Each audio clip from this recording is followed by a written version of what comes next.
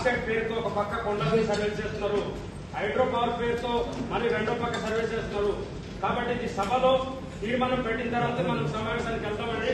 ఈ రోజు అల్లూరి సీతారామం జిల్లా అంతా అల్లోకల్లోలంగా అవుతుంది. ఈ రోజు వరకు ప్రభుత్వ అధికారులు దానికోసం పట్టించిన దాఖలా లేవు. కాబట్టి ఇది సభలో తీర్మానం పెట్టాలి మేడం గారు. అంటే